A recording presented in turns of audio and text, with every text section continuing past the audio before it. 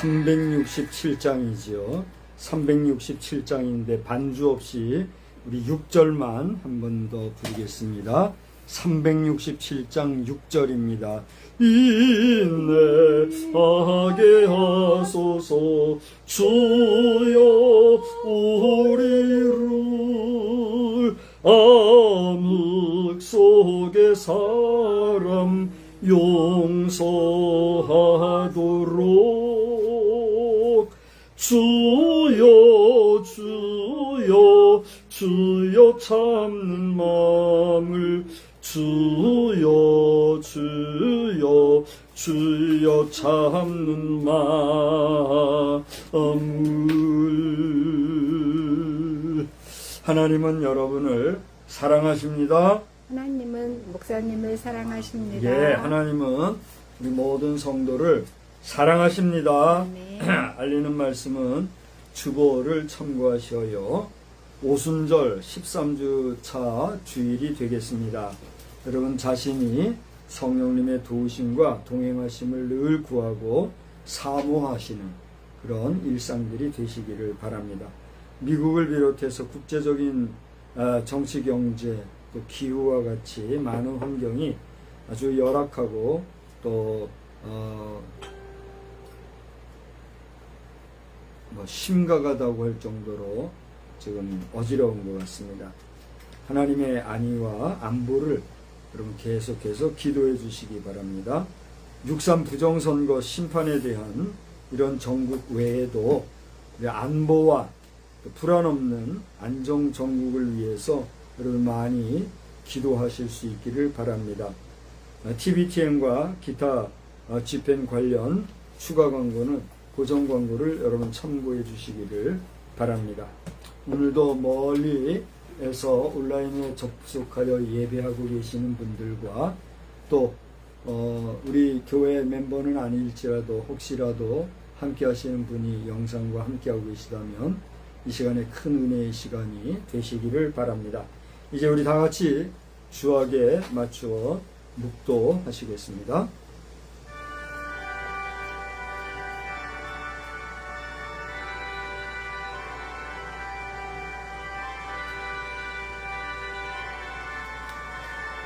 그런즉 너희가 나는 내 성산 시온에 사는 너희 하나님 여호와인 줄을 알 것이라. 예루살렘이 거룩하리니 다시는 이방 사람이 그 가운데로 통행하지 못하리로다. 아멘. 거룩하신 하나님 아버지, 하나님께서는 요엘 선지자를 통하여서 예루살렘에 거룩할 것을 예언해 주시고 다시는 그곳에 이방인이 다니지 못할 것이다 말씀하심으로써 새하늘 새 땅이 이루어지고 새 예루살렘이 펼쳐질 때에 그곳에는 이방인과 같이 하나님께서 싫어 버리시는 자들은 그 누구라도 함께할 수 없음을 우리가 생각하게 됩니다. 주여, 바라기는 저희들 자신이 이방인과 같이 버린 존재가 되지 아니하고 이방인과 같이 가시체 같은 존재가 되지 말며 하나님의 때에 하나님의 마음에 합당한 하나님의 자녀요 백성으로서 완전한 구원을 이루어 영원하신 하나님 나라에서 하나님과 더불어 왕노릇하며 영생의 복락을 누리는 복된 역사가 충만하게 하여 주시옵소서. 오늘도 주의 이름으로 예배하여 하기 위하여 모였사오니 우리의 형편을 아시는 주여, 우리의 환경조차도 헤아리시는 주여, 이 시간에 우리의 예배가 주께 연락되어지는 복된 예배의 시간만 되게 하여 주시옵소서. 원근 각처에서 예배하는 심령들마다 복되게 하시고 오늘도 이 무더위 속에 이 땅의 산천 강하와 그리고 여러 계곡들을 지키며 수고하는 우리 모든 일선 장병들과 또 수많은 이 땅의 파수꾼들마다 하나님이 은혜로 함께하여 주시옵소서. 예수님의 거룩하신 이름으로 기원하옵나이다. 찬송가 25장 1절입니다.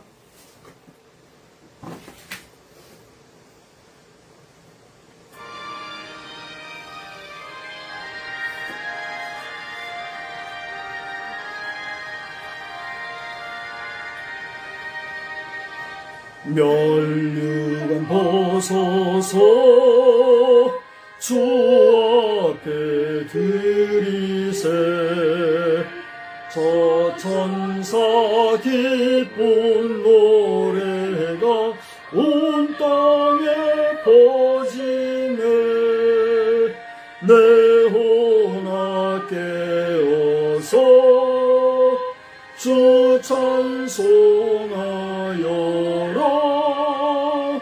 온 백성 죄를 속하신 만왕의 왕일세. 아멘. 성시교독은 34번에 있는 시편 81편의 말씀을 교독하겠습니다. 시편 81편 성시교독 34번 말씀. 우리의 능력이 되시는 하나님을 향하여 기쁘게 노래하며 야곱의 하나님을 향하여 즐거이 소리칠지어다. 시를 읊으며 수고를 치고 아름다운 시금에 발을 아우를지어다. 초하루와 보름과 우리의 명절에 나팔을 불지어다. 이는 이스라엘의 율례요 야곱의 하나님의 규례로다. 하나님이 애굽 땅을 치러 나아가시던 때에 요셉의 족속 중에 이를 증거로 세우셨도다. 거기서 내가 알지 못하던 말씀을 풀었나니 이르시되 내가 그의 어깨에서 짐을 벗기고 그의 손에서 광주리를 놓게 하였도다. 네가 고난 중에 부르짖음에 내가 너를 건졌고 우레소리의 은밀한 곳에서 내게 응답하여 물과 물가에서 너를 시험하였도다. 내 백성이여 들으라. 내가 네게 증언하리라. 이스라엘이여 내게 듣기를 원하노라. 너희 중에 다른 신을 두지 말며 이방 신에게 절하지 말지어다. 나는 너를 애굽 땅에서 인도하여 낸 여호와 내 하나님이니 내 입을 크게 열라 내가 채우리라 하였으나 내 백성이 내 소리를 듣지 아니하며 이스라엘이 나를 원하지 아니하였도다. 이제 신앙 고백하겠습니다. 전능하사 천지를 만드신 하나님 아버지를 내가 믿사오며 그 외아들 우리 주 예수 그리스도를 믿사오니 이는 성령으로 잉태하사 동정녀 마리아에게 나시고 본디오 빌라도에게 고난을 받으사 십자가에 못 박혀 죽으시고 장사한 지 사흘 만에 죽은 자 가운데서 다시 살아나시며 하늘에 오르사 전능하신 하나님 우편에 앉아 계시다가 저리로서 산 자와 죽은 자를 심판하러 오시리라. 성령을 믿사오며 거룩한 공예와 성도가 서로 교통하는 것과 죄를 사여 주시는 것과 몸이 다시 사는 것과 영원히 사는 것을 믿사옵나이다. 아멘. 자리에 앉으셔서 531장입니다.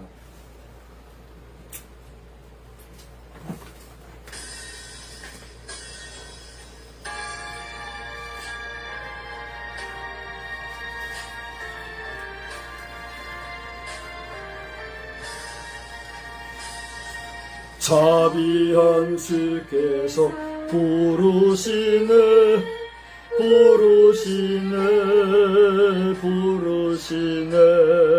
사랑의 햇빛을 왜 안 받고 점점 더 멀리 가나 지금 오라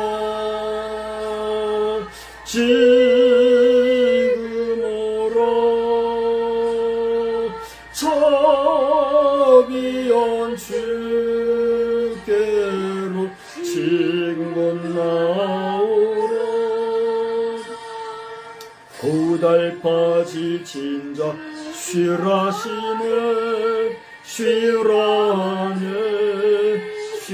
쉬라하네 무거운 짐진 자 다 나오라 쉬게 해주시리라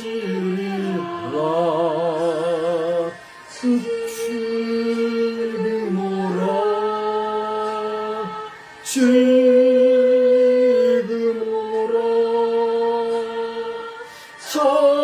자비한 주께로 지금 곧 나오라 주께서 지금도 기다리네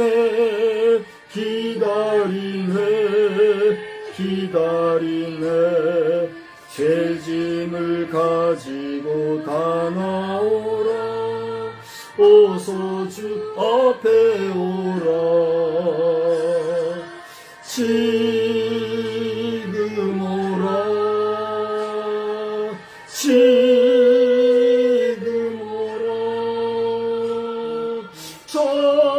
자비한 주께로 지금 곧 나오라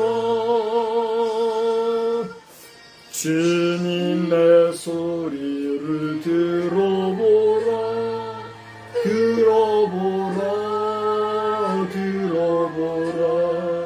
그 이름 믿는 자 복받으리 어서 곧 일어나라 지금 오라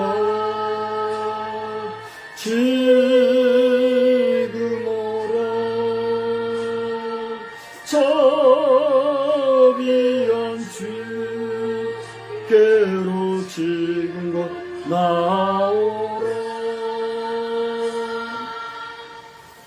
거룩하시고 자비로우신 하나님 이 시간에는 부족한 종이 다시 한번 순서를 좇아 입을 열어 주 앞에 기도합니다. 오늘 우리의 드리는 예배가 주께 연락되어지며 하나님이 받으시는 복된 예배가 되기를 간구하옵고 허물과 죄로 죽을 수밖에 없는 저희들이지만 이렇게 예배자로 사용하여 주신 것 생각할 때 또한 감사와 찬송과 영광을 주께만 돌립니다. 주여 우리를 긍휼히 여기시고 오늘도 주의 은총 가운데 거하게 하여 주셨사오니 우리의 생애 중에 우리의 일생 가운데 우리의 남은 여생 동안에도 하나님의 영광을 위하여서만 존재하는 우리의 삶이 되게 하여 주시옵소서. 최근에 이 나라의 정세와 또 여러 가지 들리는 사회 소식들이 우리를 힘들게 하고 어렵게 하고 염려스럽게 합니다. 그러나 이 가운데서도 하나님의 안보하심이 우리 백성을 지켜주실 줄 믿사오니 주여 이 나라와 이 백성과 이 민족과 이 결례를 주의 긍휼과 자비와 은총 가운데 안위 안보하여 주시옵소서. 권력과 권세를 가지고 이 국민을 치리하고 또 군림하려는 자들이 있습니까? 저들을 하나님 통치하여 주시고 다스려 주시고 치리하여 주셔서 하나님의 공의가 그들에게 바로 설 수 있도록 은혜 베풀어 주시옵시며, 우리 모든 일반 국민들도 정의로움을 구하며 주의 정의와 공의가 강같이 하수와 같이 넘쳐나는 그러한 사회 만들어갈 수 있도록 하나님 은총 베풀어 주시옵소서. 또 이 한반도 땅의 남북 통일의 문제가 너무나도 힘겹게 얽히고 있사오니 주님께서 이 민족을 긍휼히 여겨주셔서 이 통일의 문제도 온전하게 풀어져 갈 수 있도록 주님 함께하여 주시옵소서. 미국을 비롯한 세계의 동향이 참으로 힘든 소식들이 많이 들립니다. 중국과 러시아, 우크라이나, 일본, 또 저 중동 지역의 이란과 사우디아라비아 등등 수많은 나라들이 얽히고 설킨 가운데 전 지구촌이 몸살 가운데 있음을 우리가 보면서 하나님 이 행성에 거하는 80억 인류가 하나님을 알고 하나님을 인지하고 인식하는 가운데 하나님의 선하신 뜻을 찾아 구하는 인류가 되도록 또한 하나님이 은총을 베풀어 주시옵소서. 주여 이 시간에 이제 특별히 계절이 변하여서 처서의 계절이 되었습니다. 이제 무더위도 지나가고 또 가을이 본격적으로 찾아올 이러한 때에 어떠한 폭풍이 이 나라를 또 휩쓸지 우리 알지 못하는 가운데 있사오니 이러한 모든 계절의 변화와 일기마저도 하나님께서 우리나라에 합당하게 보내어주시고 주관하여 주시사 해당함 없게 하여 주시고 좋은 결실들만 많이 맺을 수 있도록 은혜 베풀어 주시옵소서. 하나님 이 시간에도 말씀을 대언할 때에 종의 입술에 은혜의 말씀을 주시고 듣는 우리 모든 성도들이 사모하는 마음이 특심하여서 말씀 속에서 주님의 음성을 들을 수 있는 복된 역사도 있게 하여 주시옵소서. 오늘도 주의 이름으로 모여 예배하는 모든 교회 모든 성도들과 모든 세우신 주의 사자들마다 복의 복을 더하여 주셔서 모두가 주의 은혜 가운데 하나님의 거룩하심을 찬양하는 복된 역사들로만 충만하게 하여 주시옵소서. 예배의 순서를 주께 의지하오며 예수님의 거룩하신 이름으로 기도드리옵나이다. 아멘.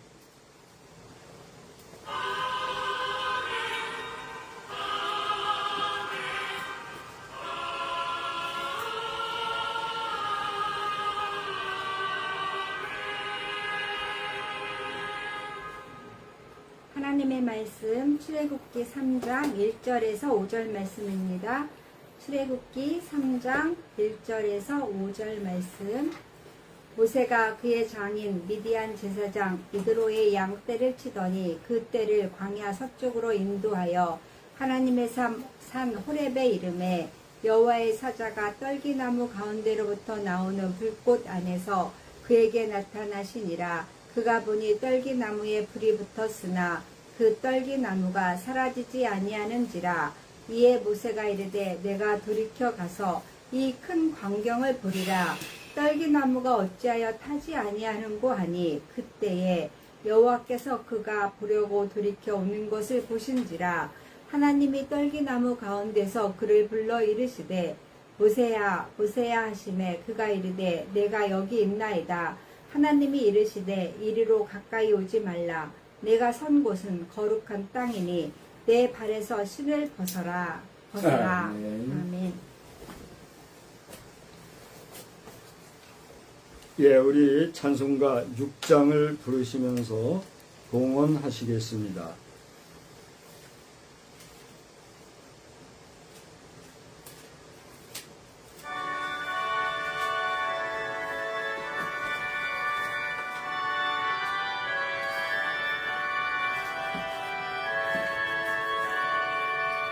목소리 높여서 주 찬양하여라.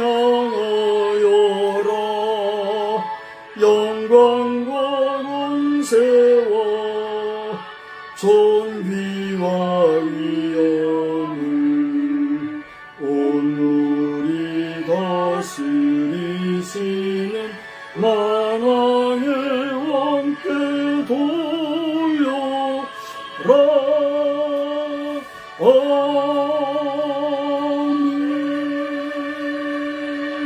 거룩하시고 자비로우신 하나님, 주 앞에 이 시간에 모일 때에 빈손으로 모이지 아니하고 예물 봉헌합니다.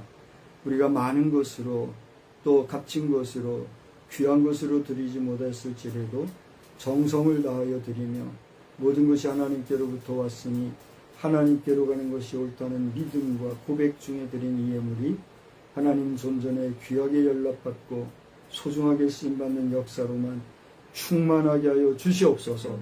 지금도 이 땅에는 이 예물로 인하여서 시험 들고 많은 말로써 교회됨을 어지럽히는 자들이 있다고 하오니 그 믿음 없음을 불쌍히 여겨주시고 모든 일이 주의 은혜 가운데 질서 있게 규모 있게 아름답게 복되고 쓰이는 역사들로만 넘쳐나게 하여 주시옵소서.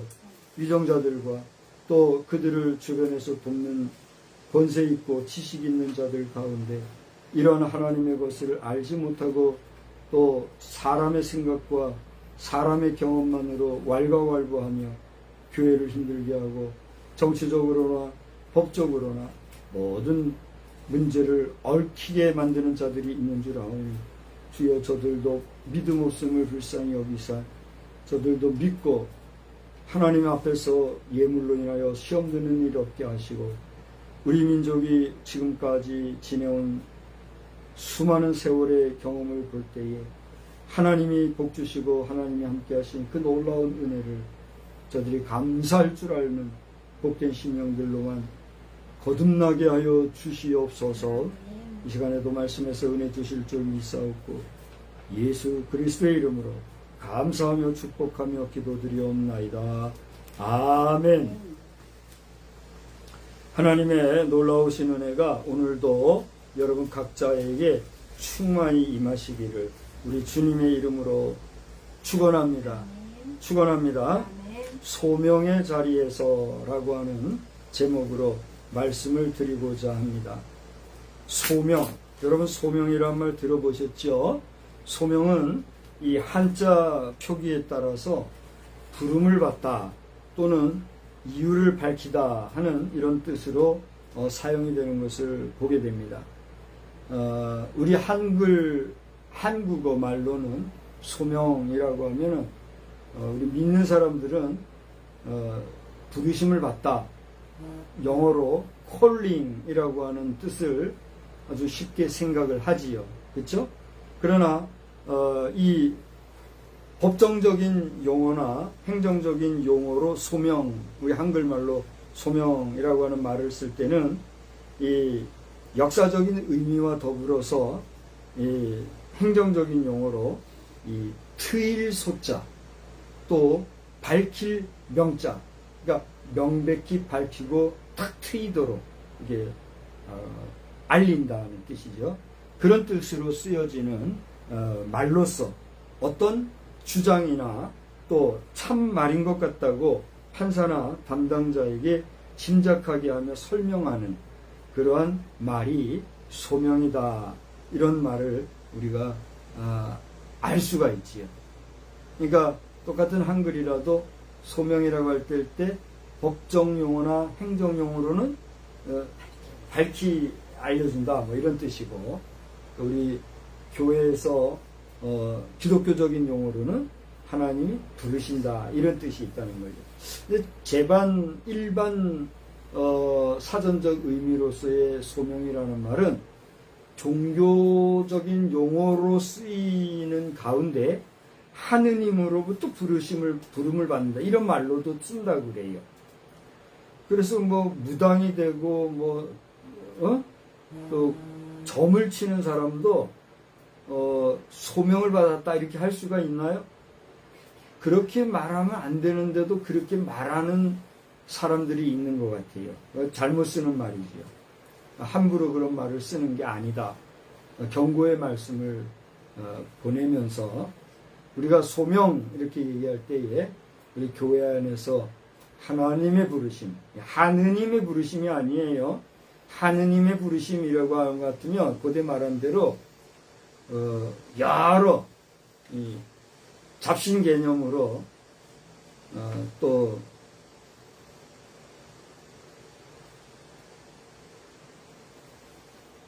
유일신 하나님이 아닌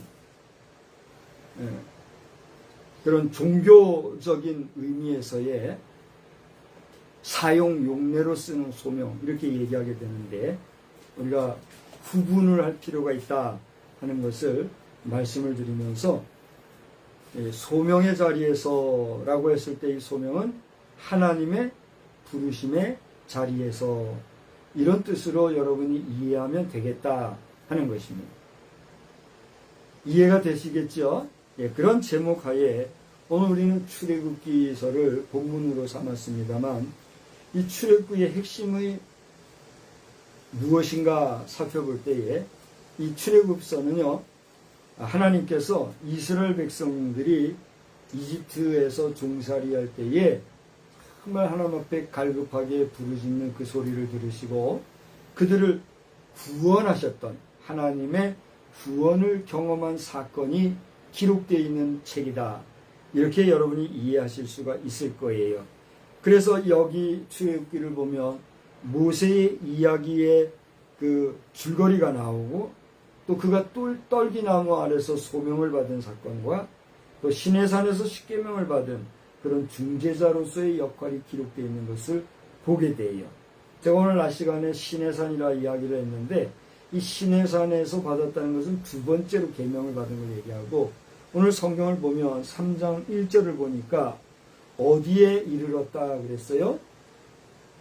호렙이라고 하는 산에 이르렀어요. 그런데 이 호렙산을 그 앞에 수식어가 있는데 뭐라고 수식하고 있습니까?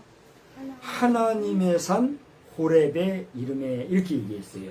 그러니까 많은 사람들이 일반적으로 부르는 호렙산이었을지라도 하나님께서 모세를 부르시고 특별히 소명하신 가운데 구분한 그 장소로서 하나님께서는 이 출애굽기서를 통해서 그 호렙이 어떠한 산이라고요? 하나님의 산이라고 부르는 이런 것을 보게 돼요. 그래서 이런 출애굽기의 전체적인 내용 가운데서도 모세의 이야기와 그의 소명과 그리고 그가 십계명을 받아서 이스라엘 백성들을 중재했다는 이야기가 출애굽기서의 전체적인 핵심이라고 할 수가 있는데 이 가운데서도 출애굽기의 그 핵심적인 내용을 우리가 볼라치면 먼저는 여러분이 이제 복이 따라서 달라요. 복이 따라서 달라지는데 제가 이렇게 구분해서 볼 때는 7장에서 15장 사이를 보면 이스라엘이 고통을 당하던 이집트로부터 애굽이죠. 애굽으로부터 그들이 탈출하여서 고통받았던 이스라엘 백성이 이제 그 10가지 재앙을 통해서 홍해 기적을 만나는 가운데 애굽으로부터 해방되는 사건이 나오는 것을 보게 됩니다. 그런가 하면 24장을 보니까 금방 모세가 1차적으로 호렙에서 이게 소명을 받은 그 내용 외에 시내산에도 올라가 가지고 거기에서 새로이 돌판을 받은 이런 내용이 나오는데 거기에서 시내산 언약과 율법 사건이 기록이 되어 있습니다. 그래서 모세는 이 시내산에서 하나님과 언약을 맺고 또 십계명을 비롯한 삶의 법도를 받는 그런 내용이 나온다 하는 것이지요. 그게 출애굽기 24장의 내용입니다.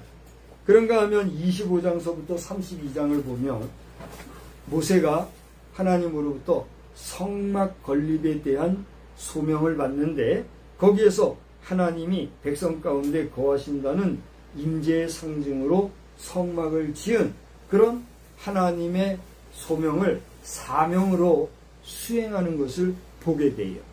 제가 지금 소명이란 말을 2번 썼어요. 하나님께서 모세를 부르셨다. 하나님의 부르심을 받은 소명, 이런 말을 제가 한번 썼고, 그 다음에 성막을 건축하도록 소명을 받았다, 이런 말을 썼지요. 근데 보통 여기에서는 성막을 건축하도록 소명을 받았다고 해요? 사명을 받았다 그래요? 네? 성막 건축에 대한 소명을 받았다 그래? 사명을 받았다 그렇게 얘기하죠. 근데 제가 뭐라고 얘기했죠? 소명을 받았다 그랬어요. 그러면 우리가 용례, 이 용어를 사용하는 사례에 있어서 제가 언급한 것은 맞는 표현이에요, 틀린 표현이에요? 여러분이 생각하기에 따라 맞다고도 긍정해 주는 사람도 있고 틀렸다고 부정하는 사람도 있을 거예요. 그죠? 그럼 왜 저는 그걸 알고도 굳이 성막을 지음받는 소명을 받았다고 했을까? 여기에는 설교자로서 저의 의도가 있어요. 그것은 저의 견해만을 얘기하는 것이 아니라 오늘날 성전 건축이 바로 모세가 성막을 짓도록 하나님 앞에서 사명을 부여받은 성격과 같은 그런 성격이라고 할 수 있을 때, 모세가 성막을 지으라고 하나님 앞에 사명을 받은 것은 그의 소명이 있은 이후의 일이에요? 그의 소명이 없었는데도 그냥 주어진 사명이에요? 당연히 소명을 받은 후에 주어진 사명이지요. 그런 면에서 성막을 짓는 이 일도 소명을 받았다 할지라도 그것을 사명으로 받는 하나님의 그런 소명에 해당하는 사명이 주어지지 않았음에도 불구하고 자의로 이 일을 수행하려 할 때는 이 일이 하나님 앞에 온전타 인정을 받을까요? 그렇지 못할까요? 그렇지 못하다는 거예요. 오늘날 교회, 성전 건축이라고 하는 성막, 모세가 성막을 짓는 것 같은 이 귀한 하나님의 성전을 짓는 일에 있어서 하나님께서 허락하시고 하나님께서 좋게 여기시고 하나님께서 원하시는 바가 아님에도 불구하고 누구의 뜻대로? 사람의 뜻대로, 그 교회를 운영하는 운영자의 뜻대로, 하나님이 부르신, 하나님이 소명하지도 않았는데도 불구하고 목사라는 이름으로, 또 교회를 이끌어가는 교회 운영자라는 이름으로 제 마음대로 제 자행자지하는 마음으로 성전, 교회를 짓겠다라고 하면 대단히 미안한 얘기지만 이것은 하나님과 상관이 있어요, 없어요? 없다는 얘기예요. 돈이 많고 재력이 있어서 뭐 행정이 능통해가지고 사람들과의 관계가 좋아가지고 건축 능력이 있어가지고 건물은 잘 지을지 모르지만 하나님과는 하등 상관이 없는 인간의 모임을 위한 인간의 연락처를 만드는 것밖에 안 된다는 거죠. 이해가 돼요, 안 돼요? 그런 맥락에서 모세가 성막을 짓도록 하나님 앞에 사명을 받은 것은 그가 하나님 앞에 성막을 짓도록 사명을 받은 또 하나의 뭐가 있었다는 얘기예요? 콜링, 소명이 있었다는 거예요. 그런 면에서 모세의 성막 건축 사명은 하나님으로부터 받은 무엇과 같다? 소명과 같다. 이걸 얘기하는 거예요.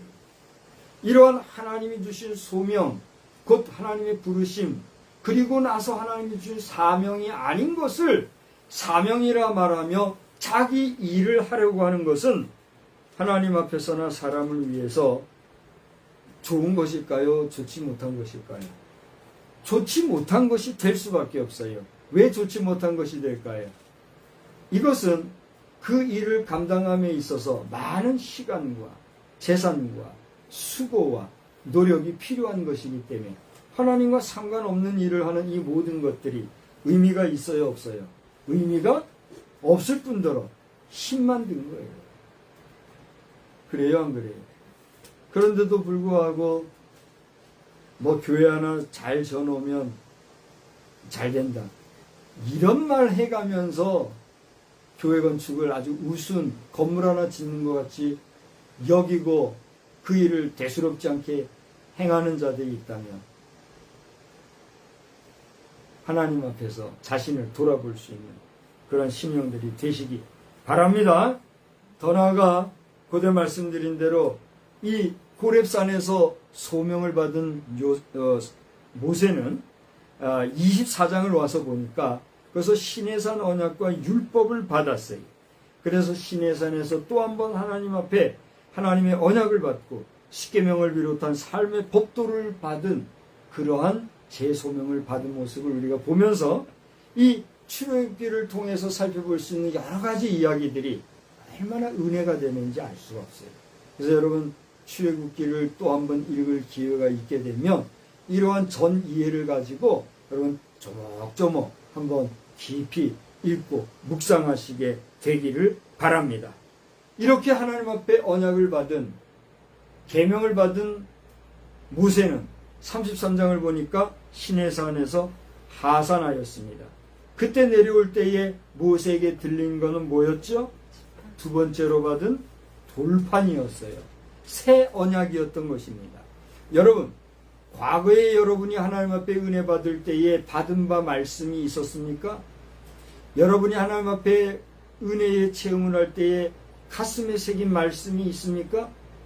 그 말씀이 어떤 말씀이었는지 다시 한번 오늘 하나님 앞에 예배드리며 또 이 소명의 자리에 여러분이 있을 때에 처음 주셨던 하나님의 그 은혜의 말씀이 다시 한번 여러분의 가슴판에 세워지는 놀라운 역사가 있기를 주의 이름으로 축원합니다.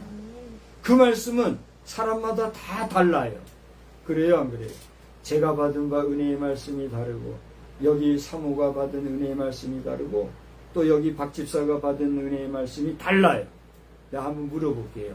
여기 함께 예배드리고 있는 박 집사님, 본인은 하나님 앞에 받은 바 은혜의 말씀이 있습니까? 있어요?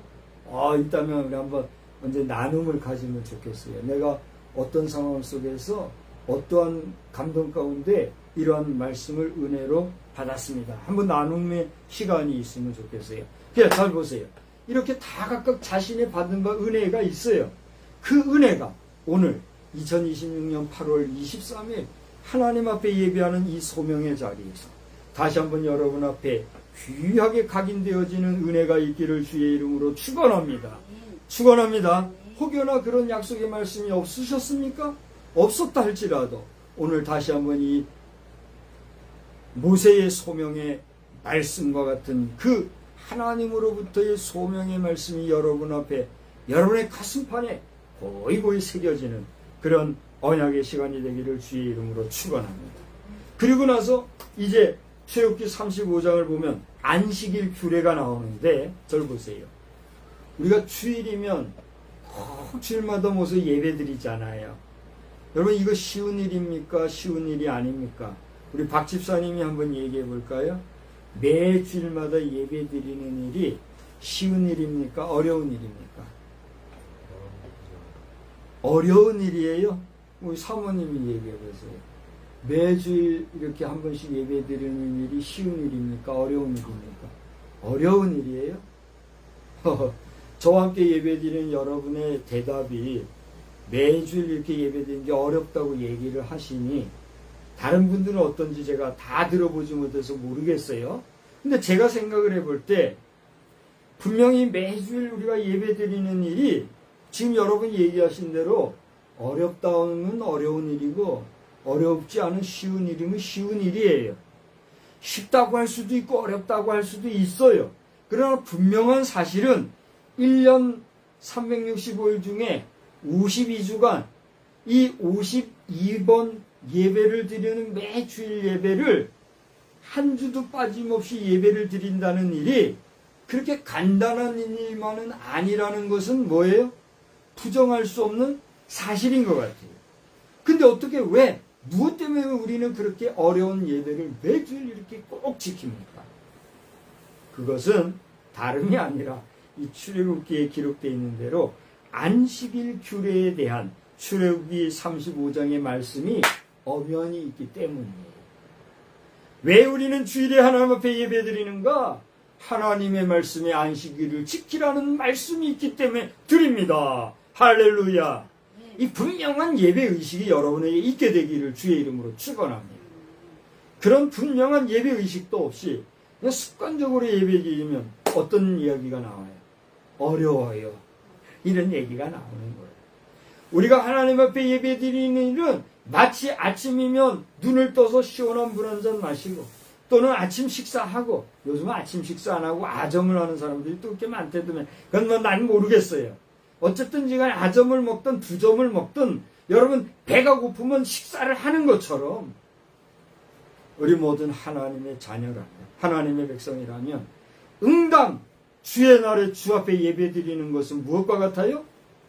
마치 배고프면 식사하는 것처럼 당연히 해야 하는 일이라고 하는 그 의식이 우리에게 있을 때, 여러분 예배드리는 거 어려운 일이에요? 쉬운 일이에요?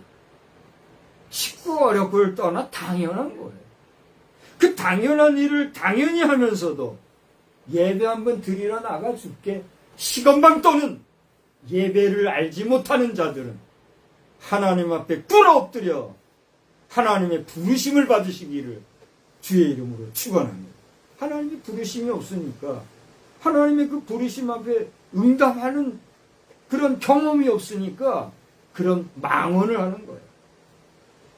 오늘날 이 나라를 이끌어가는 지도자라고 하는 사람들 가운데서도 주의 날을 거룩하게 지키지 못하고 주의 날을 오히려 하나의 거대한 행사나 꼭 필요한 행사나 중요한 행사나 사람 많이 모이는 좋은 날로 여기고 그렇게 적당주의로 이 주의를 범하려 하는 자들이 있다면 근본적으로 하나님 앞에서 문제가 있는 거예요. 그것을 알고 우리 통일을 바라보는 대한민국은 하나님 앞에 안식일을 거룩하게 지킬 수 있는, 주의를 성수할 수 있는 거룩한 백성으로 다시 한번 거듭나는 역사가 있게 되기를 우리 주님의 이름으로 축원합니다. 축원합니다. 이러한 모세의 떨기나무 부름, 다시 말하면 소명은 여러분 참 신기한 모습을 우리에게 보여주고 있어요. 떨기나무는요, 다른 일반 나무들보다도 불이 잘 붙는 나무예요. 여러분 나무들마다 보면 불이 잘 안 붙는 나무가 있어요. 그죠? 제가 뭐 어떤 나무가 불에 잘 붙고 어떤 나무가 불에 잘 안 붙는다, 그런 구체적인 이야기를 할 수 있는 상식적인 이야기는 잘 못하겠어요. 제가 경험도 많지 않고 또 뭐 어떤 건지 잘 모르겠어요. 그래서 제가 잘 언급은 못하지만 실제로 불 달려보면 잘 붙는 나무가 있고 잘 안 붙는 나무가 있어요, 없어요? 있어요. 그래서 어떤 사람은 캠핑 갈 때 불 잘 붙고 화력 좋은 놈으로 일부러 돈 주고 사다가 캠파이어 하는 사람도 있잖아요. 그래요, 안 그래요? 그렇죠. 근데 이 떨기나무의 특징은요, 불이 잘 붙는데요. 화력도 좋고. 그러면 떨기나무에 불이 붙으면 이 떨기나무에 불이 활활 잘 타는 거는 당연한 거예요, 안 당연한 거예요? 당연한 거죠. 즉 그게 상식적인 거죠. 예배 중에 뭐 화면 켜가지고 뭐 이것저것 보고 뭐 이렇게 하는 거 상식적으로 옳아요, 옳지 않아요? 옳지 않지요.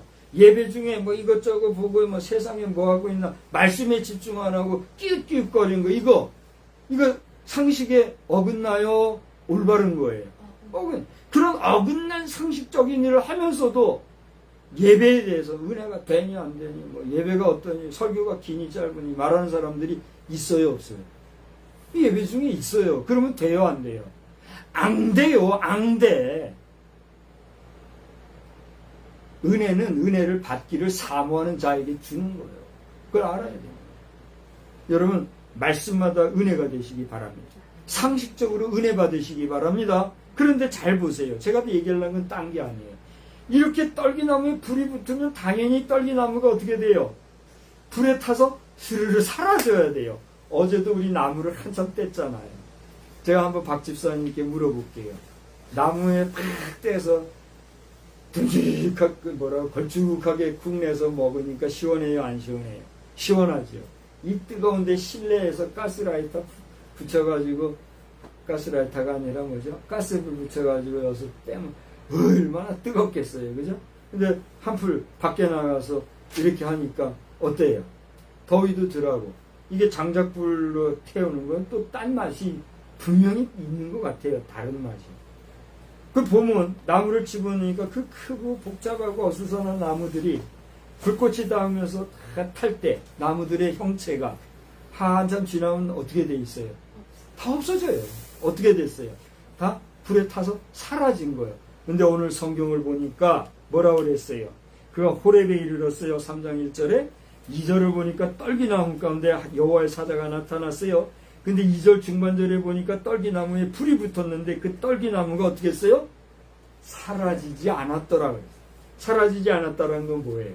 딸기나무가 풀은 붙었는데 그냥 원형 그대로 있더라는 거예요. 여러분, 이거 상식이에요? 비상식이에요?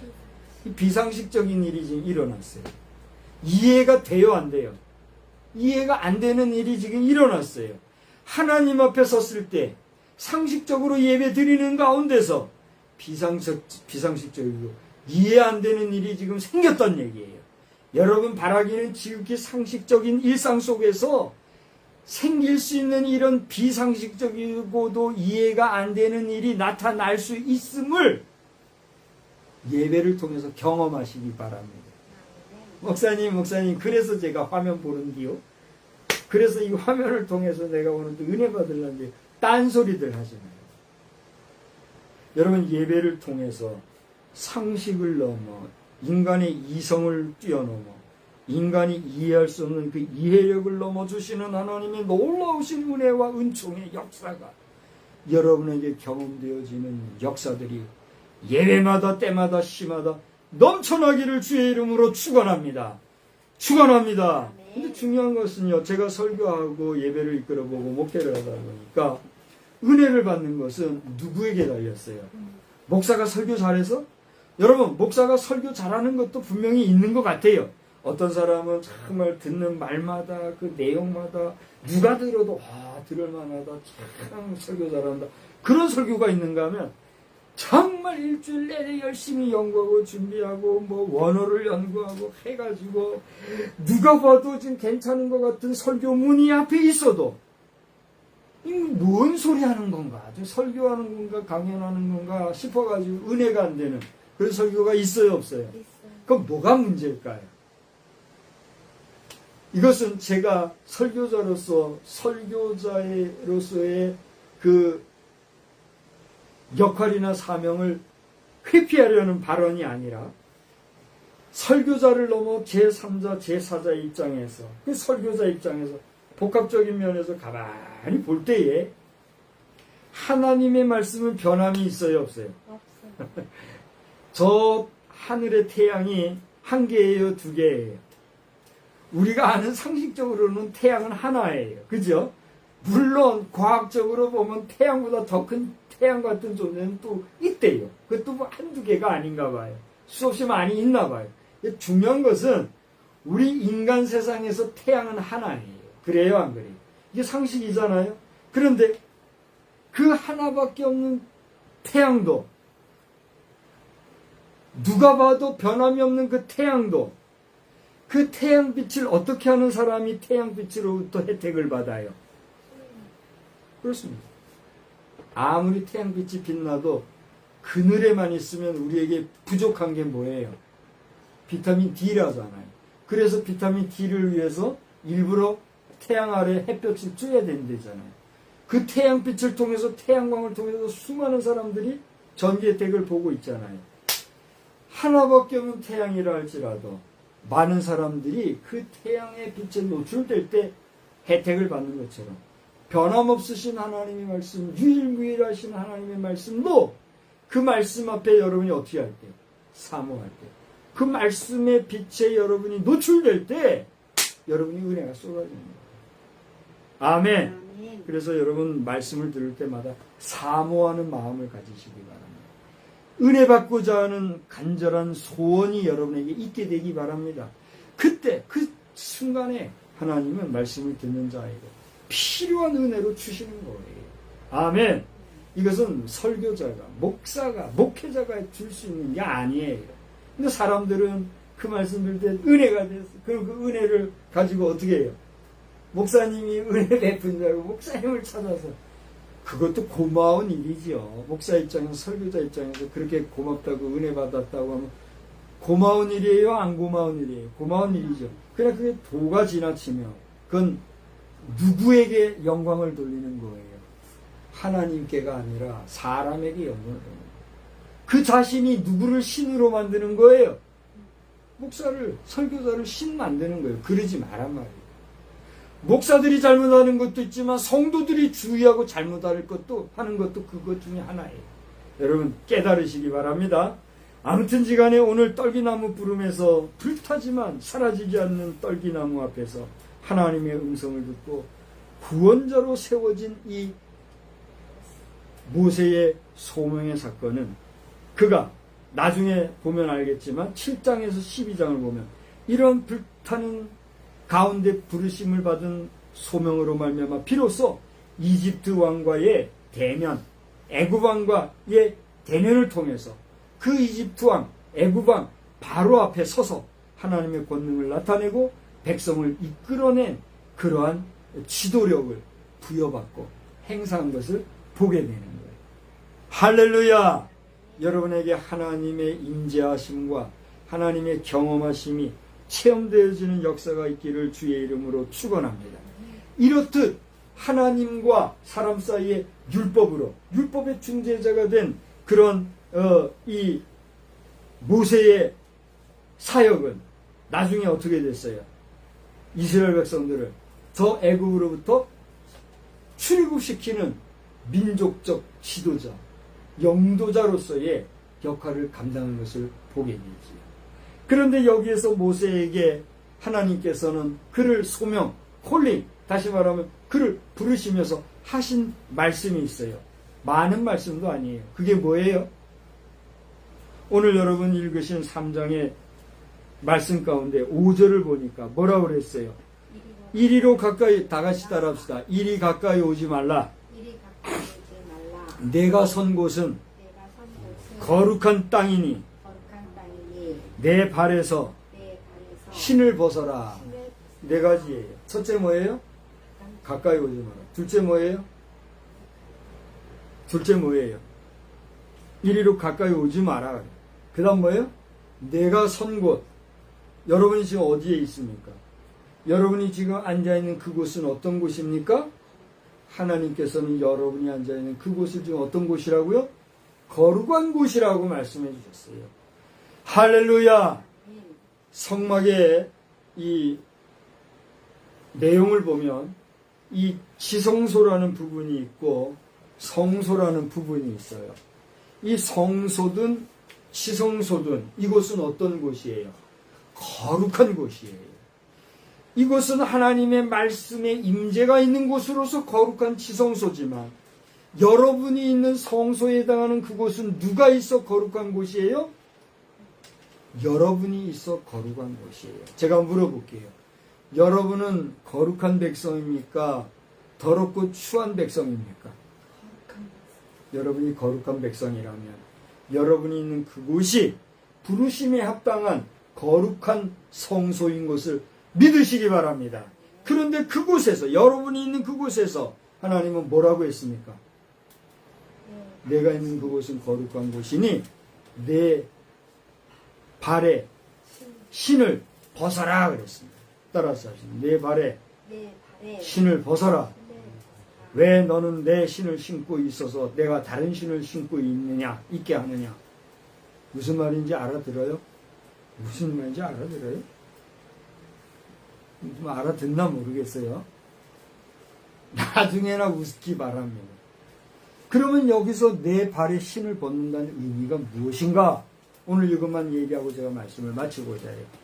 모세에게 발에 신을 벗으라 한 이 말씀은 하나님의 거룩하신 임재 앞에서 자신의 모든 권리와 고집을 내려놓고 철저히 순종하라는 그러한 소명의 의미를 담고 있다는 겁니다. 하나님이 부르실 때 너는 말씀에 순종하라는 거예요. 내가 있는 곳은 거룩한 곳이니 하나님의 임재로 인해 그곳이 거룩한 땅이 되었으므로 세속의 더러움을 벗어버리라는 행동을 요청하시는 말씀이며 내가 무장하고 있는 무장을 해제하고 나에게 항복하라고 하는, 다시 말하면 여러분의 힘과 생각을 의지하지 말고 하나님 앞에 완전히 복종하라고 하는 그러한 의미라는 사실입니다. 더 나아가 자신을 부인하고 자신의 경험이나 주장을 내려놓는 철저한 자기 부정이라는 거예요. 저는요 올해 통일이 되기를 지금도 간구하고 있어요. 왠지 몰라요. 저도 어려서부터 통일, 우리의 소망은 통일 많이 노래했잖아요. 그러다가 이거 흐지부지 되니까 나도 흐지부지 그냥 없어졌잖아요. 그러던 가운데 작년서부터 재작년서부터 통일에 대한 생각이 난 다른 때보다도 많이 뜨겁게 솟구치더니 올해는 통일이 될 것인가 하는 기대가 더 많이 생기고 있어요. 잘 들으십시오. 지금부터는 어떻게 보면 센세이션한 얘기예요.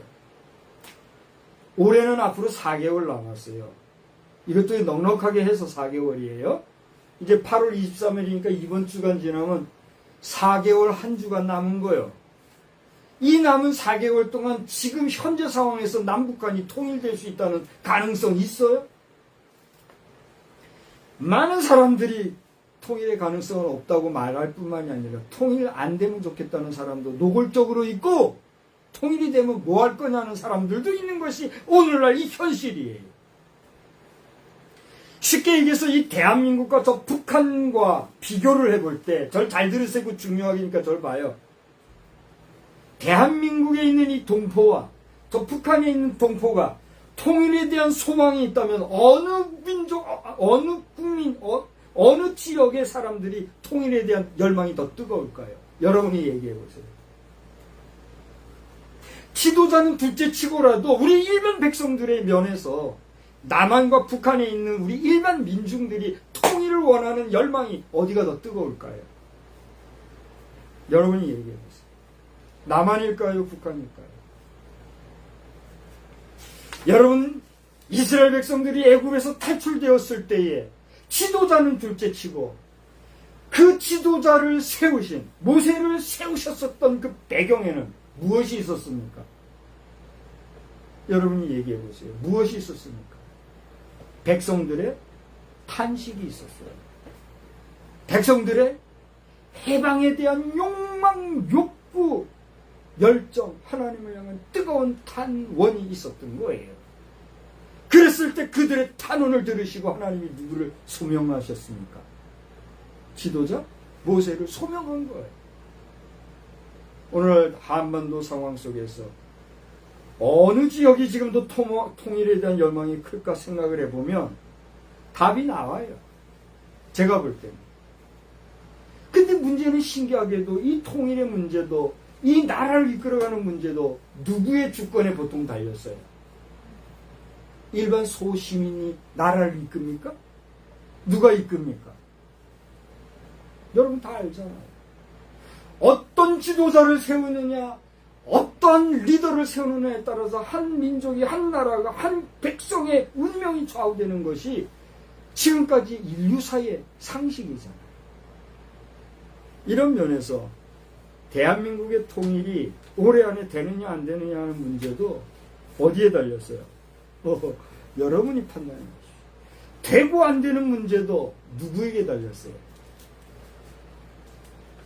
여러분이 얘기해 보세요. 함부로 말하지 마십시오.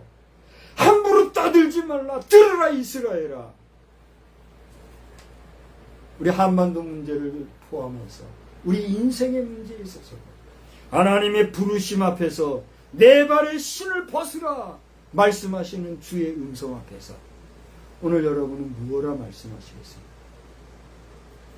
처음에 호렙산에서 부르심을 받았던 이 모세는 나중에 얘기지만 시내산에서 두 번째로 계명을 받았습니다.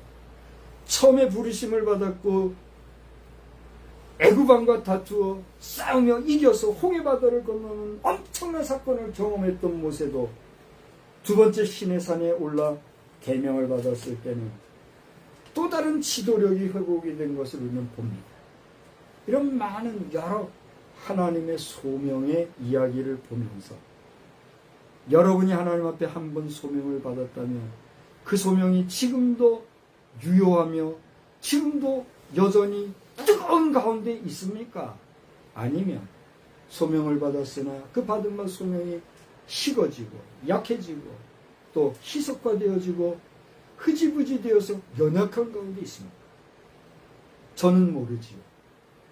저는 모르지만 아시는 하나님 앞에서 오늘 이 거룩한 8월의 넷째 주일에 여러분을 부르시는 하나님의 부르심 앞에서 하나님이 여러분을 부르신다고 하면 여러분의 발에 신고 있는 신을 벗고 여러분의 자아를 내려놓고 하나님의 부르심에 응답할 마음의 준비가 여러분 되어 있습니까?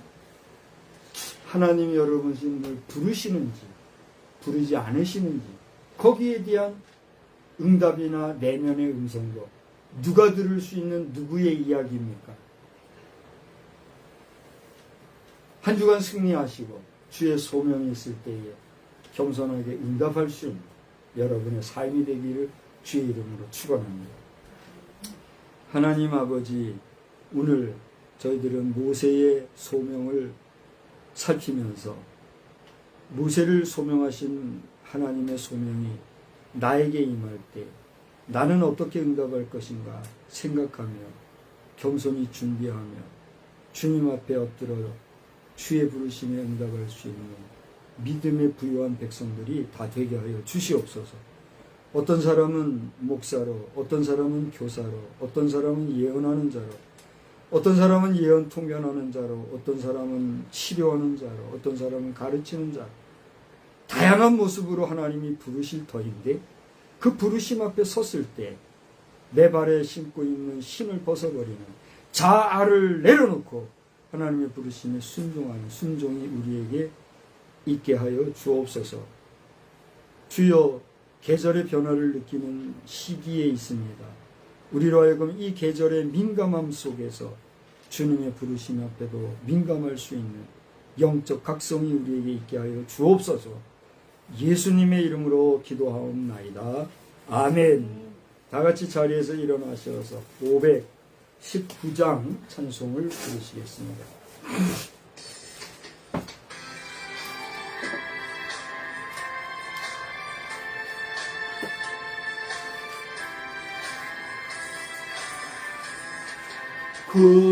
구주께서 부르되 오늘 오라 하시니 올 수 있는 기회에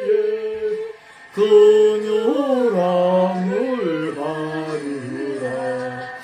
널 위하여 비시는 주의 음성 들으며 주의 약속 믿어서 내 구주로 섬기라.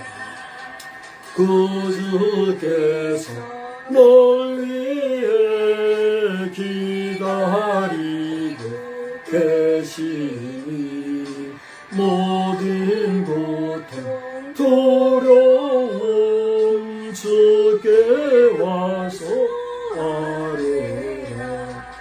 풍성하신 그의 자비로 그 사랑 회개하도 주께 와 간구하여 얻으라. 모든 죄를 떠나서 회개하고 나오라. 주가 용서하시고 너를 영접하시리. 눈보다도 더 희게 너의 맘 씻어서 내 마음에 천국이 임하도록 하리라. 지체 말고 주께로 어서 바삐 나오라. 예비하신 구원은 지금 받으래라. 좋은 기회 놓치고 슬피 후에 말지니 지금 문에 두드려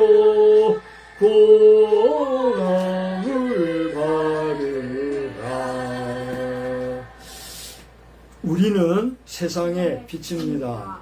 우리로 인하여 온 세상이 환해집니다. 나 박성수는 세상의 빛입니다. 나 박성수로 인하여 온 세상이 환해집니다. 아멘. 이제는 성부와 성자와 성령님의 놀라우신 은혜가 모세를 소명하시어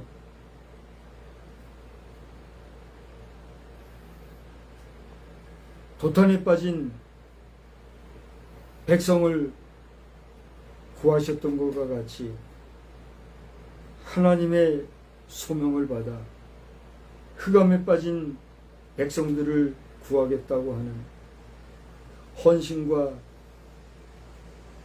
또 고백과 철저히 자아를 깨뜨려 버리고 나아가는 우리 모든 심령들 머리머리 위에 이제로부터 영원토록 함께 계실지어다. 아멘.